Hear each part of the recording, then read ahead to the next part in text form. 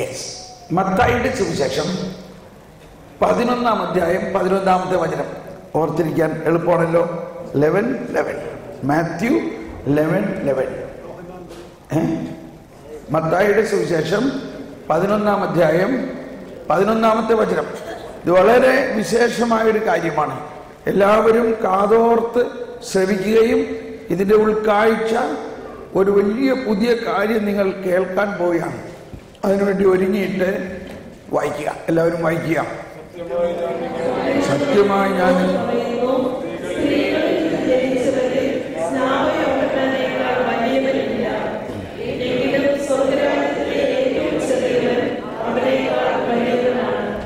Praise the Lord. ഒന്നുകൂടി വായിക്കാം.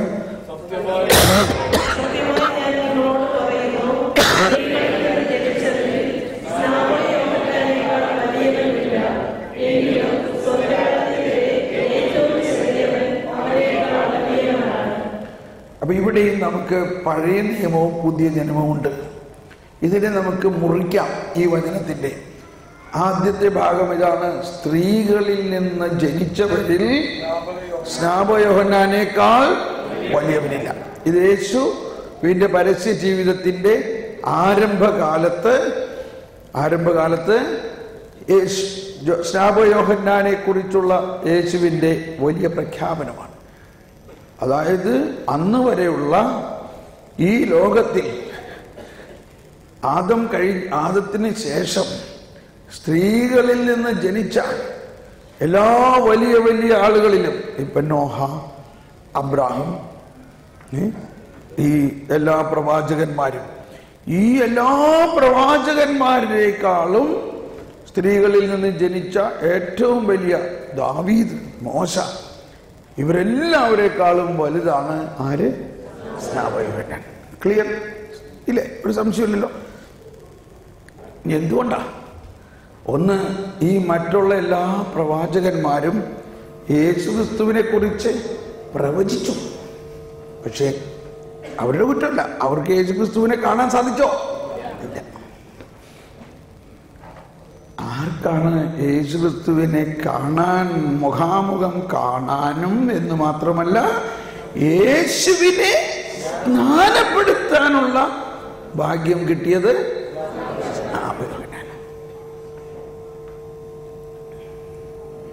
എന്തൊരു വലിയ ഭാഗ്യമാണ്. പക്ഷേ ക്ലൈമാക്സ് അവിടെയല്ല ഈ വചനത്തിൻ്റെ. പറയാണ്, അപ്പൊ അത്രയ്ക്ക് വലിയ, അതായത് പഴയ നിയമത്തിലെ മോശയെക്കാളും ജോഷുവയെക്കാളും ഡാനിയലിനേക്കാളും എല്ലാ പ്രവാചകന്മാരെക്കാളും ശ്രേഷ്ഠനായ പ്രവാചകനാണ് സ്നാപകയോഹന്നാൻ. ഒന്നുകൂടി പറഞ്ഞേ: സ്ത്രീകളിൽ നിന്ന് ജനിച്ചവരിൽ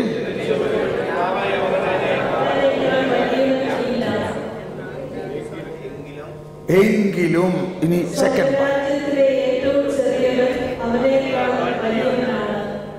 അതാരാ? Praise the Lord. മനസ്സിലായി കണ്ടോ? ഇവിടെ ഇരിക്കുന്ന ആൾക്കാരൊക്കെ പറഞ്ഞ് ഇവരാണെന്ന്. നിങ്ങളെന്താ പറയണേ? പുറവശത്തിരിക്കണവര്. എന്നാൽ അതാണ് പുതിയ നിയമം. എന്നാൽ സ്വർഗരാജ്യത്തിൽ എന്ന് പറഞ്ഞാൽ യേശുവിൽ വിശ്വസിക്കുകയും യേശുവിൽ സ്നാനപ്പെടുകയും യേശുവിൻ്റെ ആത്മാവ് കൊണ്ട് നിറഞ്ഞവനും യേശുവിൻ്റെ വചനം കൊണ്ട് നിറഞ്ഞവനും യേശുവിൻ്റെ ശരീരം ഭക്ഷിക്കുന്നവനും യേശുവിൻ്റെ രക്തം പാനം ചെയ്യുന്നവരുമായ ദൈവമക്കളായ നമ്മൾ ഈ ദൈവരാജ്യത്തിലെ ഏറ്റവും ചെറിയവനായാലും, അതായത് അവൻ ഇങ്ങനെയൊക്കെ ചെയ്യുന്നുണ്ടെങ്കിലും അവനൊരു പാപാവസ്ഥയിലായാൽ പോലും അവൻ ദൈവരാജ്യത്തിലാണ്. പക്ഷെ ചെറിയവനാണെന്നുള്ളൂ. അത് ഒന്നുകൂടി ഞാൻ പിന്നെ വെളിപ്പെടുത്തുന്നത് ചെറിയവൻ വലിയവൻ എന്നുള്ളതിൻ്റെ വ്യത്യാസം. ഇവിടെ മനസ്സിലാക്കേണ്ടത്, യേശുക്രിസ്തുവിൽ വിശ്വസിക്കുകയും ദൈവത്തിൻ്റെ മക്കളായി മാറുകയും ചെയ്യുകയും യേശുവിൻ്റെ ദൈവരാജ്യത്തിൽ, അതാണ് ദൈവരാജ്യത്തുള്ള വിശ്വാസത്തോടെ കർത്താവ് മിശിഹായുടെ ശരീരവും രക്തവും സ്വീകരിക്കാൻ തിരുസഭ നിങ്ങളെ ക്ഷണിക്കുന്നു. കണ്ടോ, ദൈവരാജ്യത്തിലുള്ള വിശ്വാസമുള്ളത് കൊണ്ട് നമ്മൾ ആരാ? നമ്മൾ ദൈവമക്കളാണ്. ആ അവസ്ഥയിൽ നമ്മൾ ഈ യോഹന്നാനേക്കാളും, ഇത് യോഹന്നാൻ തന്നെ പഴയ നിയമത്തിലെ സകലരെക്കാളും വലുതാണ്. എന്നാൽ ആ വലിയവനേക്കാൾ വലിയവരാണ് നമ്മൾ ഓരോരുത്തരും.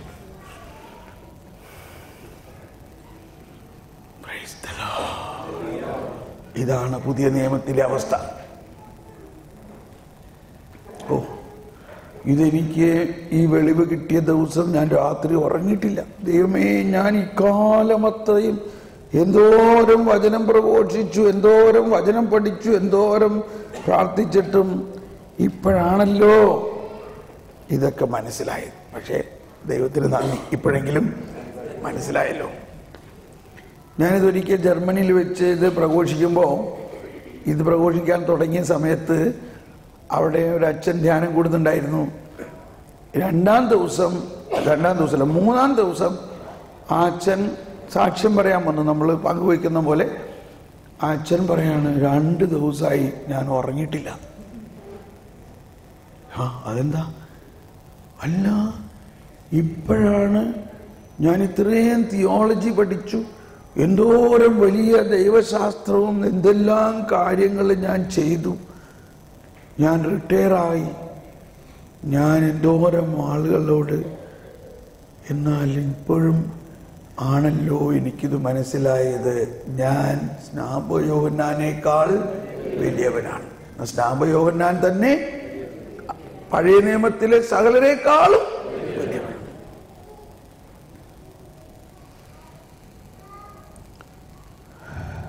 അതൊന്ന് ഹൃദയത്തിൽ സ്വീകരിച്ചുകൊണ്ട്, നമുക്കത് മനസ്സിലായില്ലെങ്കിലും, ഇനി മനസ്സിലായില്ലെങ്കിൽ അത് സ്വീകരിക്കാൻ പറ്റുന്നില്ലെങ്കിലും, ഇപ്പോ ഇയാൾ പറഞ്ഞതിൻ്റെ പേരിൽ അങ്ങ് സ്വീകരിക്കുക, എന്തെങ്കിലും ആവട്ടെ.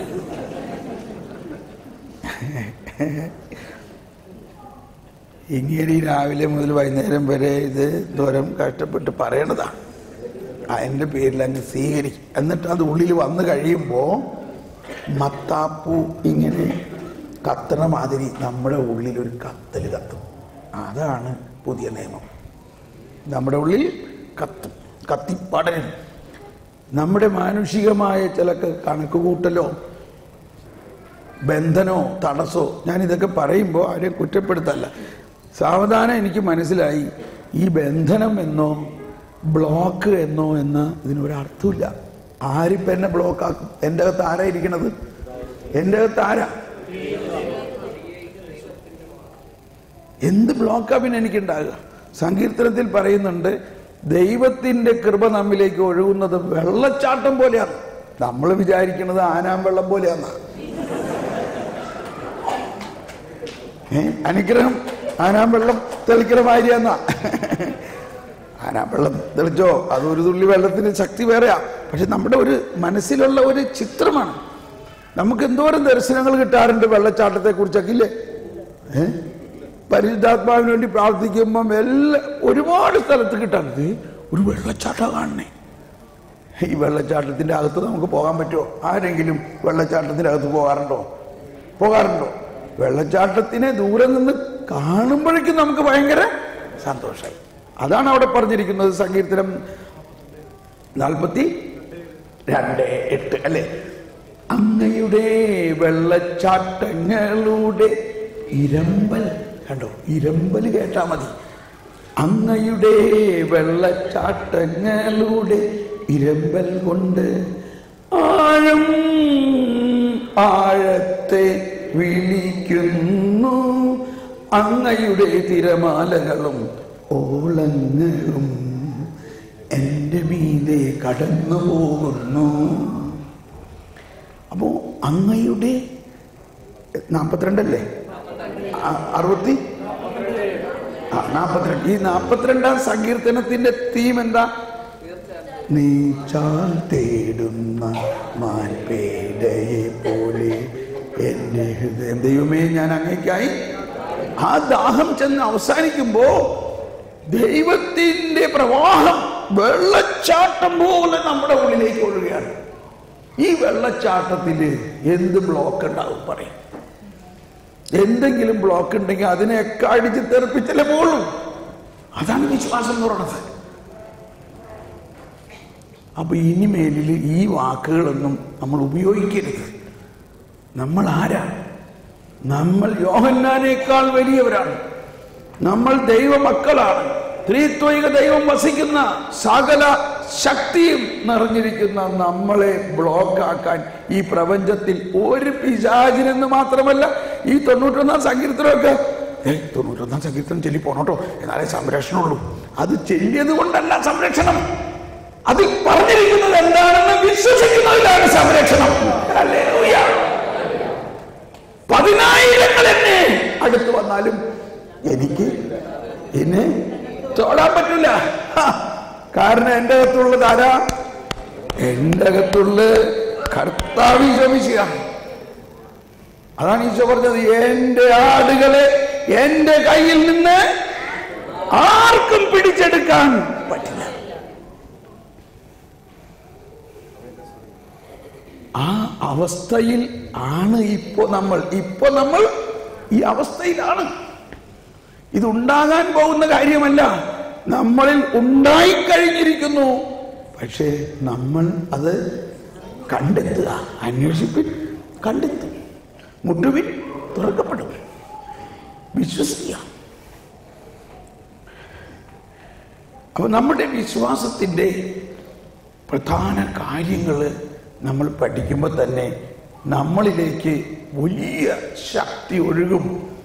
എല്ലാത്തിനും ഒരു ആശ്വാസത്തിൻ്റെ, ഒരു ദൈവപരിപാലനയുടെ കരങ്ങൾ നമ്മൾ കാണാൻ പറ്റും. എല്ലാവരിലും നമ്മൾ ഒന്നിനെയും ഓർത്ത് ഒരുപാട് ആകുലപ്പെടുകയോ എന്തെങ്കിലും ഒരു ചെറിയ തിന്മ കണ്ടിട്ട് ഉടനെ അതുകൊണ്ട് അങ്ങനെ നശിച്ചു പോകുമെന്ന് വിചാരിക്കേ വേണ്ട.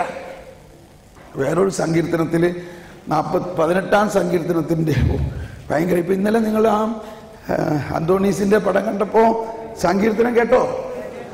ഇങ്ങനെയാണ് ഇപ്പം നമ്മൾ മലയാളത്തിൽ എല്ലാ ധ്യാനങ്ങളും സങ്കീർത്തനങ്ങൾ പാടിയിട്ടാണ്. 150 സങ്കീർത്തനവും ഗാനരൂപത്തിലാക്കി. അതിന് കാരണം, പണ്ട് ഞാൻ കുറെ പാട്ടുകൾ എഴുതിയിട്ടുണ്ട്. ആത്മാവ്, പരിശുദ്ധാത്മാവ്, ഒരുപാട് പാട്ടുകൾ കുറെ എഴുതിയിട്ടുണ്ട്. അത് കഴിഞ്ഞ് ഞാനിങ്ങനെ പാട്ട് എഴുതാനിരിക്കുമ്പോൾ ഈശോ പറഞ്ഞു, നീ എഴുതണ്ട. ആദ്യം അല്പം മനപ്രയാസമായി. പക്ഷെ എനിക്കറിയാം ഈശോ പറയേണ്ടത് നമ്മുടെ നന്മയ്ക്കല്ലേ. അപ്പോ വീണ്ടും ഞാൻ ചോദിച്ചു, എന്താ പിന്നെ ചെയ്യേണ്ടത്? ഞാൻ 150 പാട്ട് എഴുതിയിട്ടുണ്ട്. അത് വല്ലപ്പോഴെങ്കിലുമൊക്കെ നിങ്ങളൊന്ന് പാടും. എല്ലാവരും സോറി കേട്ടോ, അവരവൻ്റെ പാട്ടുകൾ എഴുതി ഒരുപാട് കാസറ്റുകളൊക്കെ ഉണ്ടാക്കിയിട്ടുണ്ട്. പക്ഷേ ഞാൻ എഴുതിയേക്കണ പാട്ട് ആരും പാടില്ല. ഈവൻ കുർബാനയിൽ സങ്കീർത്തനം പാടുന്ന സമയത്തും എന്തെങ്കിലും വേറെ ഒരു രാഗം, വേറൊരു പാട്ട് പാടും. ഇതെന്നെ വളരെ സ്പർശിച്ചു. ഞാൻ പറഞ്ഞു, സുല്ല് കർത്താവേ, ഞാനിനി പാട്ട് എഴുതണില്ല. ഉടനെ തന്നെ ഈ സങ്കീർത്തനങ്ങൾക്ക് ട്യൂൺ ചെയ്യാൻ ഒരു ഭാഗവത മ്യൂസിഷ്യനോട് പറഞ്ഞപ്പോൾ അദ്ദേഹം പറഞ്ഞു, ഇത് അങ്ങനെ എളുപ്പം നടക്കുന്ന കാര്യമൊന്നുമല്ല, ഇതിൻ്റെ കട്ടയ്ക്ക് ഒക്കണില്ല, ഇത് കട്ടയ്ക്ക് ഒക്കണില്ല. അതുകൊണ്ട് സാറേ ഇതിൻ്റെ വാക്കുകൾ കുറച്ചൊക്കെ ഒന്ന് മാറ്റണം. ഞാൻ പറഞ്ഞു, ബൈബിളിലെ വാക്ക് മാറ്റണ കാര്യം തോമസ് പോളിനോട് പറയരുത്. നമ്മളാരും വാക്ക് മാറ്റാനും പാടില്ല. ഈ അതേ വാക്കിൽ ഉണ്ടാക്കണം. ഇത് എൻ്റെ ഒരു നിഗമനം, ഗാനമായിട്ട് തന്നെയാണ് ഇത് എഴുതപ്പെട്ടിരിക്കുന്നത്. അതുകൊണ്ട് അതിനൊരു ട്യൂൺ ഉണ്ടാകണം. ആ ട്യൂൺ അപ്പോൾ നമ്മൾ ആരോടും പിന്നെ ചോദിക്കാൻ പോയില്ല. ഞങ്ങൾ തന്നെ ടീം അംഗങ്ങളും ഞാനും ഇരുന്നു കൊണ്ട് പ്രാർത്ഥിച്ചു. എനിക്ക് മ്യൂസിക്കിൻ്റെ ABCD അറിയാത്ത ഞാനാണ്. പക്ഷെ ഞാൻ പ്രാർത്ഥിക്കുമ്പോൾ പരിശുദ്ധാത്മാവിലൂടെ ചില ട്യൂണുകൾ ഇങ്ങനെ വരണം. അങ്ങനെ മറ്റുള്ളവരെല്ലാം പ്രാർത്ഥിച്ച് ഞങ്ങളിതെല്ലാം ട്യൂൺ കൊടുത്തു. അങ്ങനെ സങ്കീർത്തനങ്ങളാണ് പാടുന്നത് മുഴുവൻ. അപ്പോൾ അതെല്ലാം ഇന്നലെ നിങ്ങൾ ചിലതൊക്കെ കേട്ടു. അപ്പം നിങ്ങളും ഇനി അങ്ങനെ ഒന്ന് ചെയ്തു നോക്കൂ. സങ്കീർത്തനങ്ങളിലാണ് വാസ്തവത്തിൽ ഈശോയെക്കുറിച്ചുള്ള കൂടുതൽ ആഴമായ രഹസ്യങ്ങൾ ഒളിഞ്ഞു കിടക്കുന്നത്. ഒരുപക്ഷെ കുറച്ച് നാൾക്ക് കഴിയുമ്പോൾ എനിക്ക് വലിയ ആഗ്രഹമുണ്ട് സങ്കീർത്തനങ്ങളിലൂടെ ഒരു ധ്യാനം, സങ്കീർത്തനങ്ങൾ. പക്ഷെ പ്രശ്നം എന്താന്ന് വെച്ചാൽ അതൊരു കഥാപ്രസംഗമായിരിക്കും ഇല്ലേ? അപ്പൊ ഞാൻ തന്നെ പാട്ട് പഠിച്ച് പാടണം. ഇപ്പൊ ഒരു ചെറിയ ശൈലി എടുക്കുകയാണെങ്കിൽ ഇപ്പൊ 57-ാം സങ്കീർത്തനത്തിൽ ഇങ്ങനെ പറയുന്നു. എന്ത് പറയുന്നു? ദൈവത്തിന്റെ കരുണയും സ്നേഹവും സ്വർഗത്തിൽ നിന്ന് അയക്കുന്നു. 57-ാം സങ്കീർത്തനത്തിലാണ് കൃപ, ദൈവം വരാനിരിക്കുന്ന യേശുവിലൂടെ വരാനിരിക്കുന്ന കൃപയെക്കുറിച്ച്, രക്ഷയെക്കുറിച്ചും യേശുവിനെ 1000-ലധികം വർഷങ്ങൾക്ക് മുൻപ് എഴുതപ്പെടുകയും യേശു തന്നെ എല്ലാ ദിവസവും പാടി പ്രാർത്ഥിച്ചിരുന്ന സങ്കീർത്തനങ്ങളാണ് ഇവയെല്ലാം. അതിലിങ്ങനെ പാടുന്നു: എന്നോട് കൃപയുണ്ടാകണമേ ദൈവമേ, എന്നോട് കൃപ തോന്നണമേ, എന്നോട് കൃപയുണ്ടാകണമേ ദൈവമേ, എന്നോട്. കണ്ടോ? കൃപ, കൃപ. അത്യുന്നതനായ ദൈവത്തെ ഞാൻ അവിടെയൊക്കെ പോയി. അത്യുന്നതനായ ദൈവത്തെ ഞാൻ വിളിച്ചപേക്ഷിക്കുന്നു. എനിക്ക് വേണ്ടി എല്ലാം ചെയ്തു തരുന്ന ദൈവത്തെ തന്നെ. അവിടുന്ന് സ്വർഗത്തിൽ നിന്ന് സഹായമായി എന്നെ രക്ഷിക്കും. എന്നെ ചവിട്ടി മെതിക്കുന്നവരെ അവിടുന്ന് ലജ്ജിപ്പിക്കും. ദൈവം തന്റെ കാരുണ്യവും വിശ്വസ്തതയുമായ ഇതെല്ലാം യേശുക്രിസ്തുവിലൂടെ വരാനിരിക്കുന്ന സഹായകനായ യേശുവും പരിശുദ്ധാത്മാവും നൽകുന്ന പ്രവർത്തനത്തെക്കുറിച്ചുള്ള പ്രവചനമാണ്. യേശു തന്നെ എല്ലാ ദിവസവും ഈ സങ്കീർത്തനങ്ങൾ പാടി പ്രാർത്ഥിക്കുമായിരുന്നു. അപ്പോൾ ഇനി ഇത് വേറൊരു ഡയറക്ഷനാണ് നിങ്ങൾ പഠിക്കേണ്ടത് കേട്ടോ. നിങ്ങൾക്ക് ട്യൂൺ കൊടുക്കുക. ഇത് ആരുടെയും പ്രൈവറ്റ് പ്രോപ്പർട്ടി ഒന്നുമല്ല. കർത്താവ് ചോദിച്ച് ഉണ്ടാക്കിയ ബൈബിൾ ഇപ്പോൾ കോപ്പിറൈറ്റ് എന്നും പറഞ്ഞുകൊണ്ട് നമ്മളെവിടെ നോക്കിയാലും കോപ്പിറൈറ്റ്. കർത്താവ് തന്ന വചനത്തിന് ഓരോരുത്തർ കോപ്പിറൈറ്റും അടിച്ചുകൊണ്ട്. എനിവേ സോറി, ഞാൻ പരിസയനായി, ക്ഷമിക്കണം കേട്ടോ. മനസ്സിലായോ? എൻ്റെ അവസ്ഥ നോക്ക്. ഓക്കെ, കാര്യം മനസ്സിലായില്ലേ? അപ്പോ സങ്കീർത്തനങ്ങൾ ഇനി പഠിക്കണം, കുട്ടികളെ പഠിപ്പിക്കണം. ഓക്കെ, അപ്പൊ നമ്മൾ എങ്ങനെയാ സങ്കീർത്തനത്തിലേക്ക് പോയത്? വെള്ളച്ചാട്ടം. ഓക്കെ, അതല്ല.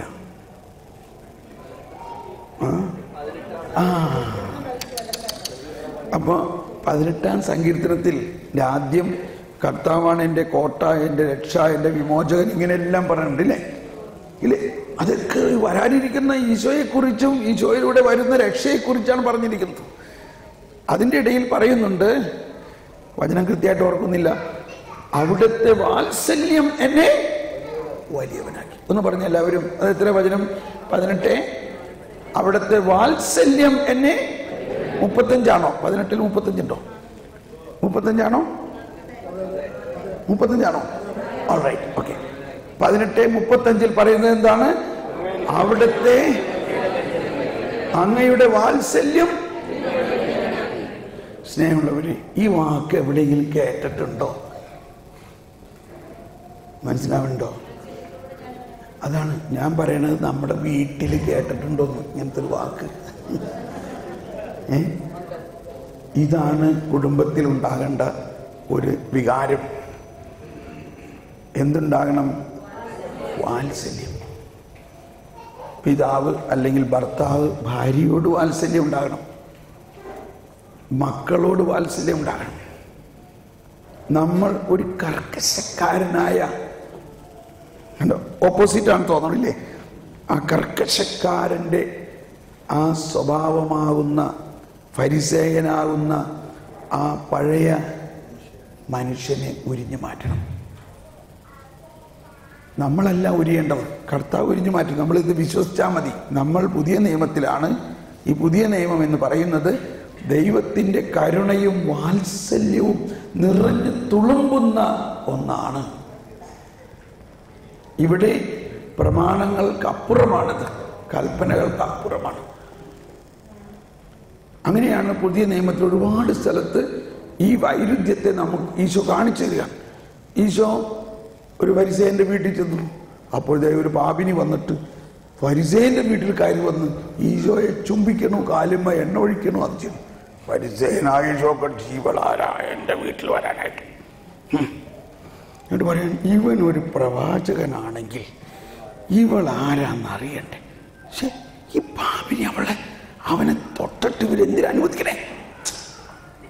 ഈ ഹൃദയത്തിൻ്റെ അവസ്ഥ ഇത് വാത്സല്യമാണോ?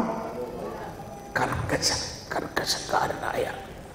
അപ്പൊ ഈശോ പറഞ്ഞു, ശിമോനെ, നിന്നോട് എനിക്കൊരു കാര്യം പറയാനുണ്ട്. ഒരാൾക്ക് 500 ദനാറ കൊടുക്കാനുണ്ടായിരുന്നു, 50 ദനാറ കൊടുക്കാനുള്ള വേറൊരാൾ. രണ്ടുപേരുടെയും കടം ഇളവ് ചെയ്ത് കൊടുത്തു. ആർക്കാണ് അപ്പോൾ കൂടുതൽ ഇളവ് ചെയ്ത് കൊടുത്തത്? 500 ദനാറ. നീ ശരിയായി തന്നെ ഉത്തരം പറഞ്ഞു. ഞാൻ നിന്റെ വീട്ടിൽ വന്നു, നീ എനിക്കുമ്മ വെച്ചില്ല, നീ എൻ്റെ കാല് കഴുകിയില്ല, നീ എന്നെ വേണ്ട മാതിരി സ്വീകരിച്ചില്ല. എന്നാൽ ഈ മകൾ വന്നപ്പോൾ മുതൽ എൻ്റെ കാലിൽ ഉമ്മ വെച്ചുകൊണ്ട് എന്നെ സ്നേഹിക്കുന്നു. അങ്ങനെ എന്നിട്ട് പറയാണ്, അവളുടെ നിരവധിയായ പാപങ്ങൾ ക്ഷമിക്കപ്പെട്ടിരിക്കുന്നു. അത് കഴിഞ്ഞിട്ട് അവളോട് പറയാണ്, മകളെ, നീ ധൈര്യമായി പോവുക, നിന്റെ വിശ്വാസം നിന്നെ രക്ഷിച്ചിരിക്കുന്നു. അപ്പൊ എന്താ ഇവിടുത്തെ പ്രധാന പോയിന്റ്? വിശ്വാസമാണ്. ഫരിസേയർ യേശുവിൽ വിശ്വസിക്കുന്നില്ല. അവരാരിൽ വിശ്വസിക്കുന്നു? അവര് തന്നെ തന്നിൽ വിശ്വസിക്കുന്നു, സ്വന്തം റൈറ്റിയസ്നെസ്സിൽ വിശ്വസിക്കുന്നു. അവരെല്ലാം ശരിയാണ്, അവരൊക്കെ പാപികൾ, അവരൊന്നും സ്വർഗ്ഗരാജ്യത്തിൽ കയറില്ല, ഞങ്ങളൊക്കെ. ഓക്കെ, ഇനി ഈ ചാപ്റ്റർ ഞാൻ അവസാനിപ്പിക്കാൻ പോവുകയാണ് കേട്ടോ. ഇനി ഫരിസേയനെ കുറിച്ച് പറയാതിരിക്കാൻ എന്നോട്. പക്ഷേ ഒരു കാര്യം മനസ്സിലായിക്കോ, ഈ ഫരിസേയൻ എവിടെയായിപ്പോ? മത്തായിലുള്ള ഫരിസേയൻ ഇപ്പോ ഈ മത്തായിൽ വന്നിരിക്കുകയാണ്. ഈ മത്തായിൽ ക്രിസ്ത്യാനിയായ ഈ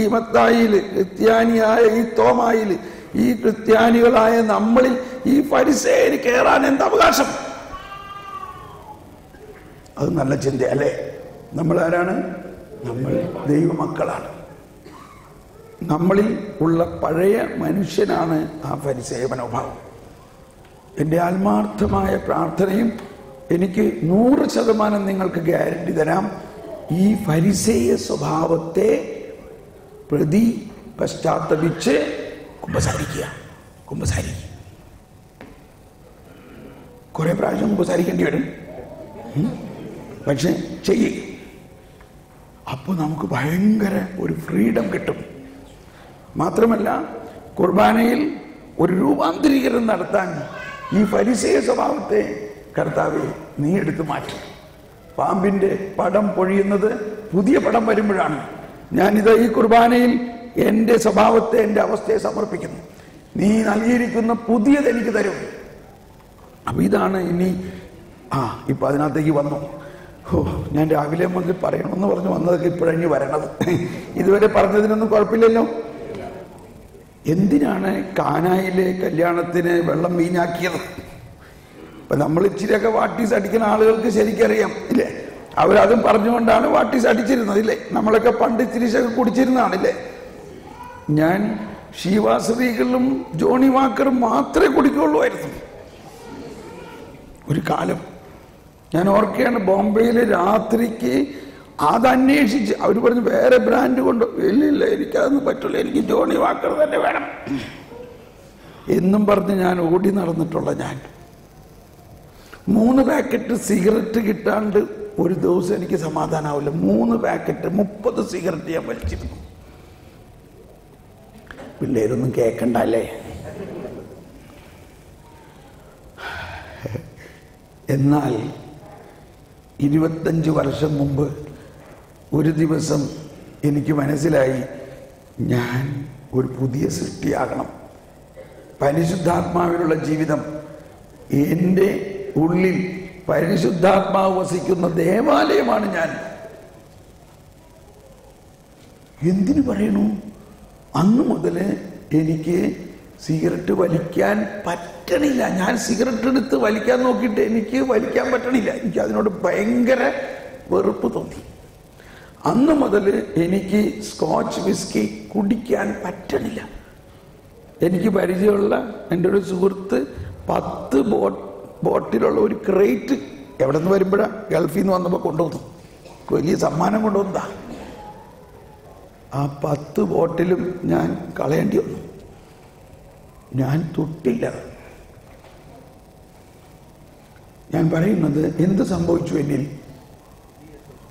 എന്നെ ദൈവം തൻ്റെ പരിശുദ്ധാത്മാവിൻ്റെ പ്രവർത്തനത്തിലൂടെ കൽപ്പനകളുടെയും ചട്ടങ്ങളുടെയും ആധിപത്യത്തിൽ നിന്ന് വിമോചിപ്പിച്ച് ഒരു പുതിയ സൃഷ്ടിയാക്കിക്കൊണ്ട് ഇതൊന്നും എനിക്ക് ചെയ്യാൻ പറ്റാത്തതാക്കി മാറ്റി.